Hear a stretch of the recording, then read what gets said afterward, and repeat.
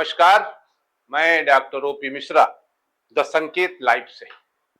आज हम बात करेंगे डॉक्टरों के स्ट्राइक के बारे में, जो कल 17 अगस्त से शुरू हुई थी और आज शाम यानी कि 18 तारीख को खत्म हो रही। कल 17 तारीख को 6 बजे सुबह से शुरू हुई थी। इमरजेंसी सेवाओं को छोड़कर बाकी सब कुछ पैरालाइज था। हम बात करेंगे आए दिन हो रही ट्रेनों के डिरेल होने के बारे में। हम बात करेंगे उत्तर प्रदेश के उन 69,000 टीचर्स के बारे में, और इसमें हमारा साथ देंगे हमारे सहयोगी हेमंत कृष्ण जी। सबसे पहले डॉक्टरों की स्ट्राइक के बारे में। पिछले सप्ताह कोलकाता के सरकारी मेडिकल कॉलेज में रेजिडेंट डॉक्टर के साथ गैंगरेप और उसकी हत्या किए जाने के विरोध में कल 17 अगस्त से आज 18 अगस्त की शाम तक देशव्यापी हड़ताल रही। पूरे देश में डॉक्टरों ने अपने क्लिनिक, अपने अस्पताल बंद करके प्रदर्शन किया, मार्च निकाला तथा डॉक्टर और खास तौर से महिला डॉक्टरों की सुरक्षा तथा दोषियों के विरुद्ध तत्काल कार्रवाई किए जाने की मांग की गई। आप देख सकते हैं कितनी भीड़ है इन प्रदर्शनों में, और ये प्रदर्शन सिर्फ एक सीमित स्थान पर नहीं हुए, न कि कलकत्ता में ही सिर्फ हुए, पूरा देशव्यापी रहा। और यहां तक कि अमेरिका तक में कई विदेशों में भी जो भारतीय मूल के डॉक्टर वहां प्रैक्टिसिंग या नौकरी में हैं, उन सब ने हड़ताल में भाग लिया। आंदोलित डॉक्टरों की मांग थी कि आरोपियों के खिलाफ फास्ट ट्रैक कोर्ट में मुकदमा चलाकर फांसी की सजा दी जाए। लखनऊ में भी न केवल सभी बड़े अस्पतालों एसजीपीजीआई, केजीएमयू, आरएमएल हॉस्पिटल के अलावा सभी प्राइवेट अस्पतालों तथा सरकारी अस्पतालों के डॉक्टरों ने अस्पतालों से जुलूस निकालकर जगह जगह प्रदर्शन किया। डॉक्टरों के एक समूह ने जो अलग अलग स्थानों पर प्रदर्शन कर रहे थे, द संकेत लाइव के साथ बात करते हुए पश्चिम बंगाल की मुख्यमंत्री ममता बनर्जी और उनकी सरकार की कड़ी आलोचना की। डॉक्टरों का कहना था कि पश्चिम बंगाल की मुख्यमंत्री ममता बनर्जी नाटक कर रही हैं और अपनी सरकार की कमियों, अपने पुलिस की करतूतों के ऊपर पर्दा डालने के लिए धरना प्रदर्शन रैली निकाल रही हैं। डॉक्टरों का कहना था वो किसके खिलाफ रैली निकाल रही हैं। उनकी वहां सरकार है, वे स्वयं मुख्यमंत्री हैं, पुलिस उनके हाथ में है, तो फिर वो रैली किसके खिलाफ निकाल रही? अपने आप के खिलाफ? क्या ममता बनर्जी, पश्चिम बंगाल की मुख्यमंत्री ममता बनर्जी के खिलाफ रैली निकाल रही? किसके खिलाफ वो रैली निकाल रही? या अपनी कार्य प्रणाली के खिलाफ रैली निकाल रही? डॉक्टरों ने आरोप लगाया कि यदि यह मुकदमा कोलकाता में चलाया गया तो मृतक की आत्मा को न तो शांति मिलेगी और न हम डॉक्टरों को न्याय मिलेगा, क्योंकि कोलकाता में जो जांच होगी या जो मुकदमा चलेगा उसमें पूरी तरह से निर्णय सही होने की संभावना ना के बराबर है, क्योंकि वहां की मुख्यमंत्री अप्रत्यक्ष रूप से इसमें इन्वॉल्व हैं और अपने लोगों को बचाने की कार्रवाई में लगी हुई है। जिस तरह से घटना स्थल पर तोड़फोड़ की गई, कमरों में तोड़फोड़ की गई, बिल्डिंग को गिराया गया ताकि सबूत मिटाए जा सके, ये इस बात का द्योतक है कि वहां की सरकार उनसे मिली हुई है। तो फिर वो प्रदर्शन किस बात कर रही है, रैली क्यों निकाल रही है? घटना के विरोध में विदेशों में भी भारतीय डॉक्टरों ने प्रदर्शन किया। उधर कोलकाता हाई कोर्ट ने शुक्रवार को पश्चिम बंगाल सरकार को फटकार लगाई और कहा कि ये यहां की जो राज्य मशीनरी है, यानी कि सिस्टम जो है, वो पूरी तरह विफल है। उनका कहना था कि क्या सिस्टम कोलैप्स कर गया है? अब हम आते हैं आए दिन होने वाली रेल दुर्घटनाओं के बारे में। आज पता चला, आज का मतलब 17 अगस्त को पता चला सुबह कि गाड़ी संख्या 19168 यानी कि साबरमती एक्सप्रेस बनारस से अहमदाबाद जो आती जाती है का झांसी मंडल के अंतर्गत कानपुर के कानपुर भीमसेन खंड में गोविंदपुरी स्टेशन के निकट प्रातः 2:30 बजे वो डिरेल हो गई।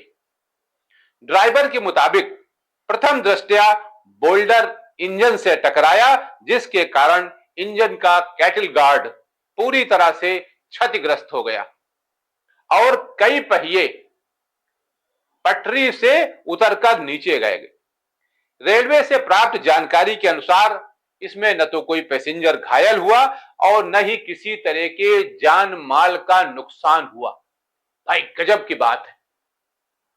सरकार जो रेल का जो व्यवस्था है, आखिर पैसा तो हमारा ही है ना, टैक्स से जो पैसा आता है उसी तो सारा देख रेख होता है, तो हमारा ये नुकसान नहीं हुआ।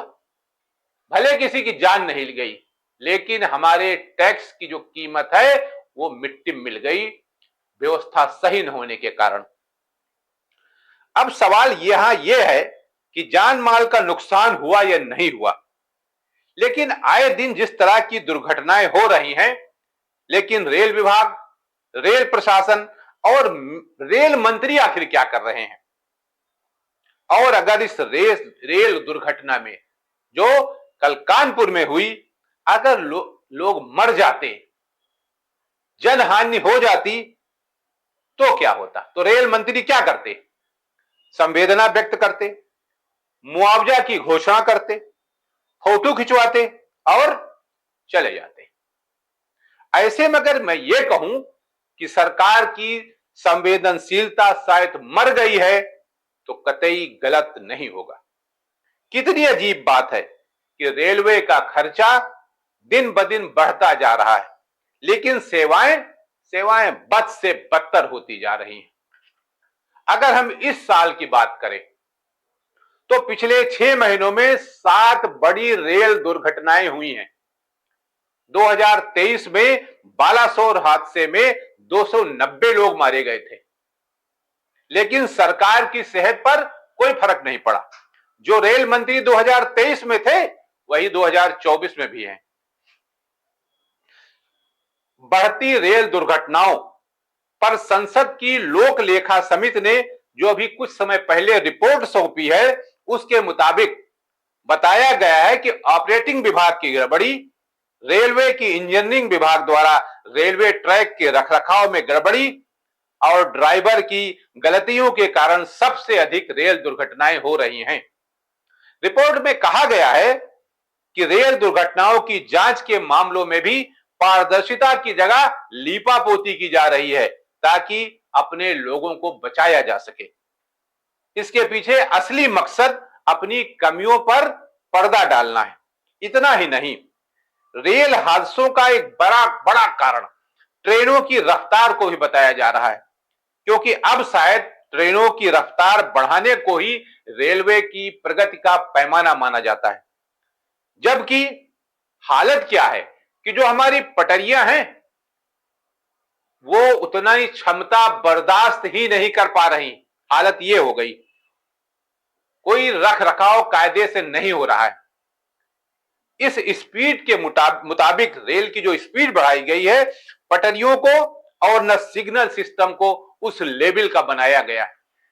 हम सबको याद होगा, पहले जो इसके मजदूर होते थे रेल के, वो खट खट खट खट किया करते थे पटरियों में। अब आप सबको कभी देखने को नहीं मिलता होगा। कहां गया वो सिस्टम? तो फिर उसके नट बोल्ट तो ढीले हो जाने ही हैं। इतना ही नहीं, लोको स्टाफ सहित दूसरे बड़े कमजोर कर्मचारियों की कमी के चलते काम का लोड बढ़ता जा रहा है। इससे भी हादसे हो रहे हैं। इसके अलावा अब पटरियों की देखभाल उस तरह की नहीं होती है जैसे पहले होती थी। पटरियां जर्जर हो रही हैं। रेल में 1.5 लाख पद खाली पड़े हैं, लेकिन आउटसोर्सिंग के जरिए काम चलाया जा रहा है। ठेकेदार प्रथा से काम चल रहा है, जिन पर कोई जिम्मेदारी नहीं है। अच्छा हो, बुरा हो, भला हो, ठीक हो, ना हो तो भी ठीक है, क्योंकि उनकी कोई जिम्मेदारी बनती ही नहीं है, न रेल के प्रति, न सरकार के प्रति, और न ही शायद समाज के प्रति। इसका मेन कारण यह है कि आए दिन दुर्घटनाएं होती जा रही हैं, जान माल खतरे में रहता है। आज हालत यह है कि रेलवे का परिचालन व्यय बढ़ता जा रहा है, लेकिन सुविधाएं कम होती जा रही हैं। आखिर ऐसा क्यों हो रहा है, यह समझने की जरूरत है। पहले पेंशन भी दी जाती थी तो भी रेल में घाटा नहीं आता था। अब पेंशन बंद है, फिर भी पैसा कहां जा रहा है, कौन पी रहा है उस पैसे को। पहले वर्कमैन ट्रेन चला करती थी, रेल के कर्मियों को मुफ्त ले जाया जाता था तो भी घाटा नहीं आता था। अब क्यों घाटा आ रहा है, वर्कमैन तो बंद है, तमाम कोयला जलता था, तमाम डीजल जलता था, कुछ नहीं, कोई घाटा नहीं आता था। अब घाटा क्यों आ रहा है। बुजुर्गों को छूट दी जाती थी, वो भी बंद कर दी गई है, फिर भी घाटा आ रहा है, क्यों घाटा आ रहा है। ये तमाम ऐसे सवाल हैं। इसके अलावा आपने बड़ी बड़ी गाड़ियां चला दी हैं, बुलेट ट्रेन चला रहे हैं, लेकिन आम आदमी, जिसके बारे में कहा गया था, प्रधानमंत्री नरेंद्र मोदी जी ने कहा था कि रेल में अब चप्पल पहनने वाला भी सफर कर सकेगा। अरे भाई, ट्रेन में तो उसके लिए है नहीं बोगी, आपने तो सब वातानुकूलित कर दिया है, जहां अच्छा खासा पैसा लगता है। जो आम आदमी स्लीपर चप्पल या नंगे पैर बैठकर ट्रेन में माघ मेला चला जाता था, अयोध्या चला जाता था, कुंभ चला जाता था दर्शन करने, वो अब नहीं जा पा रहा है, क्योंकि अब आपने सब एसी कर रखा है, तो उसमें टिकट लगता है, रिजर्वेशन होता है, रिजर्वेशन नहीं है तो उसको बैठने को नहीं मिलेगा। इतना सब होने के बावजूद, सारी जेब खाली कराने के बावजूद पैसेंजर्स की आपकी सुविधाएं नहीं बढ़ पा रही। रेल की जो सुविधाएं हैं, आए दिन शिकायत आती है कि जो खाना सर्व किया जा रहा है वो अच्छा नहीं था, कूलिंग सिस्टम जो एसी का है वो अच्छे से काम नहीं कर रहा था, वंदे भारत चल रही, जगह जगह लीक कर रही है। ये सब क्या है, कहां जा रहा है पैसा। इस अमृत काल में अमृत का पैसा कहां जा रहा है, ये एक सवाल है। तो फिर रेल जब उसकी देख रेख नहीं होगी, सिर्फ पैसा वसूली ही काम रहेगा, तो फिर दुर्घटनाएं तो होंगी ही होंगी। आम आदमी के डिब्बे गायब होते जा रहे हैं, आम आदमी किस में सफर करे। ये हालत है हमारी रेल की, तो डी रेल तो होने होना है। अब हम बात करेंगे उत्तर प्रदेश के शिक्षा विभाग की, और इसमें हमारे साथ बातचीत में भाग लेंगे हमारे सहयोगी हेमंत कृष्ण जी। जी हेमंत जी। जी सर। हाई कोर्ट का एक निर्णय आया है जी, जो 69,000 शिक्षकों की भर्ती को लेकर है। जी, हाई कोर्ट ने कहा है, डबल बेंच ने, जी, कि दोनों सूचियां रद्द कर दी जाएं और पुनः सूची जारी की जाए, एक नई सूची जारी कर जाए। इसके पहले जब सिंगल बेंच थी जी, तो उसने कोटे वालों को अनरिजर्व्ड नहीं रखा जा सकता है उस श्रेणी में, यह कहा था सिंगल बेंच ने। अब इसकी अपील की गई, अपील करने के बाद डबल बेंच ने सब कुछ खारिज कर दिया और कहा कि नई सूची लेकर हमारे पास आइए। डबल बेंच का कहना था कि जनरल के बराबर मार्क्स तो कोटा वर्ग से माइग्रेट करें, यह डबल बेंच का कहना है। हम अब जानने के ये प्रयास करते हैं कि इसमें हुआ क्या है, लफड़ा क्या है। यद्यप विभाग जो है, शिक्षा विभाग का कहना है कि हम आदेश का अध्ययन कर रहे हैं, जो आदेश आया है, किसी के साथ भी कोई भी किसी तरह का अन्याय नहीं होने पाएगा, ऐसा विभाग कह रहा है। लेकिन पिछले 5 वर्षों से जो अध्यापक धरना प्रदर्शन में लगे हुए थे, प्रताड़ित हो रहे थे, अपमानित हो रहे थे, उनको कितना फायदा इस हाई कोर्ट की डबल बेंच के निर्णय से होगा। अब डॉक्टर साहब, ये तो जब निर्णय आएगा तब पता लगेगा, लेकिन मेरा कहने का मतलब है जी कि जब आवेदन निकलता है जी, ये सारी स्थितियां उस वक्त क्यों नहीं क्लियर की जाती हैं। हाँ, अब आपने इम्तिहान दिया जी, 1 साल बाद रिजल्ट आया जी, अब जब रिजल्ट आया ये मुकदमेबाजी में फंस गया। हाँ तो मेरा कहना यह है कि जिन लोगों का रिजल्ट निकला था जी, उन्हें 5 साल तक धरना प्रदर्शन करना पड़ा। 2019 की है ये। 19 से चल रहा है, 5 साल हो गया, 2024 हो गया है। जी जी और जब इनकी नियुक्ति का एक वक्त आया, सिंगल बेंच ने फैसला दिया, जी, तो फिर ये कोर्ट में पहुंच गया, हाँ हाई कोर्ट के डबल बेंच में। जी अब फिर डबल बेंच अपना कोई निर्णय देगा। जी, मेरा कहना यह है कि सिंगल बेंच ने दिया होगा कोई निर्णय तो समझ के ही दिया होगा। हाँ अब डबल बेंच को वो नहीं समझ में आया जी तो फिर निर्णय दे दिया है। जी, ये कब तक अदालतों के चक्कर में फंसा रहेगा? इसका जो राजनीतिकरण हो रहा है भर्तियों में, असली बात तो यही है। असली बात यह है कि भर्तियों पर पूरी तरीके राजनीति हो रहा है। जी जो फैसला आया है, विपक्ष ने हाँ पूरी तरीके से आक्रामकता बरती है जी और कहा है कि ये जो भर्ती है जी ये घोटाला है। जी जी जी, अखिलेश यादव ने भी कहा कि न्याय नहीं हुआ अभ्यर्थियों के प्रति। मायावती ने भी कहा जी कि भाजपा सही निर्णय नहीं ले पाई।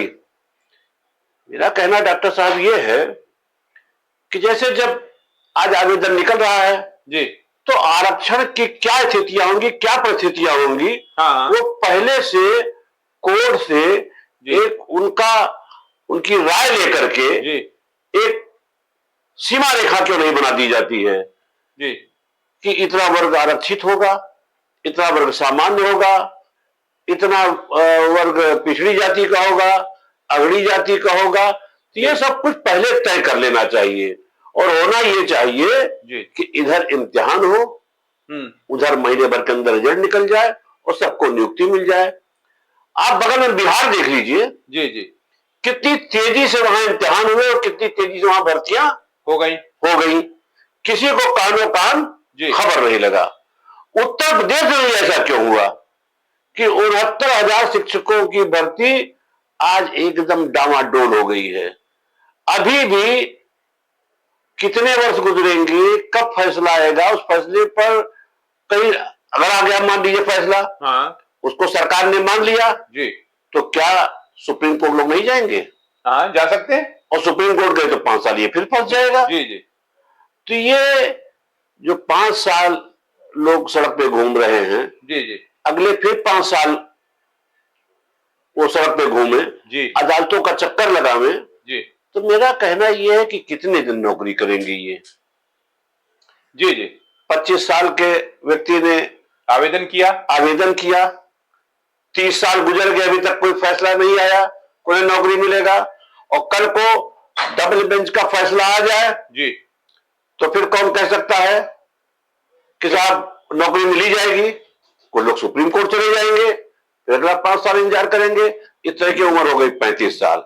अब 35 साल में स्थिति क्या बनेगी जी, ये तो कोर्ट कचहरी जाने, भगवान जाने, राजनीति करने वाले राजनीति के हिसाब से देखेंगे।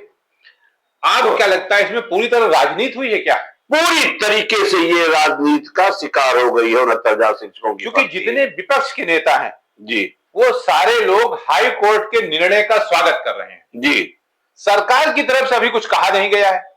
सिर्फ मैं इस समय आपके सामने रख रहा हूं, प्रियंका गांधी वाड्रा ने कहा है कि उत्तर प्रदेश में 69,000 शिक्षक भर्ती में आरक्षण घोटाला हुआ था। यह बात कोर्ट में साबित हो गई। प्रदेश की युवा जब यही बात कह रहे थे, इसके विरोध में आवाज उठा रहे थे, तब भाजपा सरकार उन पर लाठियां बरसा रही थी, लेकिन अंत में युवाओं की जीत हुई है। हाईकोर्ट ने पुरानी चयन सूची रद्द कर आरक्षण के नियमानुसार नई सूची बनाने का फैसला सुनाया है। इस पूरे प्रकरण ने आरक्षण को लेकर भाजपा की भ्रष्ट नीति और खोट से भरी नीयत को जनता के सामने ला दिया है। आरक्षण का अधिकार संविधान ने दिया है। भाजपा संस्थाओं का निजीकरण करके लेटरल एंट्री और नॉन फाउंड सुटेबल जैसी साजिशों के जरिए आरक्षण के इस अधिकार को छीनना चाहती है, जिसे इंडिया गठबंधन कभी नहीं होने देगा। नहीं, प्रियंका गांधी वाड्रा जो कह रही हैं, जी, मैं उसी बात को तो कह रहा हूं जी जी, कि भर्ती जो हुई है ये पूरा तरीके से घोटाला है और इसका पूरा राजनीतिकरण हो गया है। कि आज ये सत्ता पक्ष और विपक्ष में वाद विवाद की प्रतियोगिता हो रही है और हमारे जो अभ्यर्थी उनको कोई न्याय नहीं मिल पा रहा है। अब एक बार ये भर्ती फिर कोर्ट में जाके अटक गई है। अब देखिए क्या निर्णय आता है। वही बात मैंने पहले भी कहा कि निर्णय आ भी जाए तो ऐसा कौन कह सकता है लोग सुप्रीम कोर्ट नहीं जाएंगे। हाँ, कुछ सुप्रीम कोर्ट जाएंगे। अब सुप्रीम कोर्ट में कितने दिन ये बात खींचेगी, तो ये तो बड़ा लंबा खींच रहा है। मैं यहाँ उत्तर प्रदेश के उप मुख्यमंत्री केशव प्रसाद जी का ट्वीट आपको बता रहा हूं। शिक्षकों की भर्ती में इलाहाबाद हाई कोर्ट का फैसला सामाजिक न्याय की दिशा में स्वागत योग्य कदम है। ये उन पिछड़ा व दलित वर्ग के पात्रों की जीत है जिन्होंने अपने अधिकार के लिए लंबा संघर्ष किया। उनका मैं तहे दिल से स्वागत करता हूं। अब मैं ये समझ नहीं पा रहा हूं, तो अपनी सरकार के खिलाफ ही बोल रहे हैं। मैं ये समझ नहीं पा रहा हूं कि सरकार के तरफ से बोल रहे हैं, सरकार के पक्ष में बोल रहे हैं, सरकार के विरोध में बोल रहे हैं। ये भी राजनीति है, ये भी राजनीति है जी। ये उत्तर प्रदेश के मुख्यमंत्री योगी नाथ के विरोध में बोल रहे हैं, उत्तर प्रदेश सरकार के विरोध में बोल रहे हैं। जो बात प्रियंका गांधी कह रही हैं, वही ये कह रहे हैं, उसका समर्थन कर रहे हैं। ये हम तो ये कहेंगे। जी जी जी। तो अब डॉक्टर साहब बहुत देर हो चुकी है। हाँ, अब तक तो नौकरी मिल जानी चाहिए थी और अभी भी नहीं मिली है। और मुझे जो लगता है कि अगले 5 साल मिलने की संभावनाएं अभी नहीं है, क्योंकि सुप्रीम कोर्ट का दरवाजा लोग खटखटाएंगे ही। बिल्कुल बिल्कुल बिल्कुल। आज के लिए फिलहाल इतना ही। नमस्कार।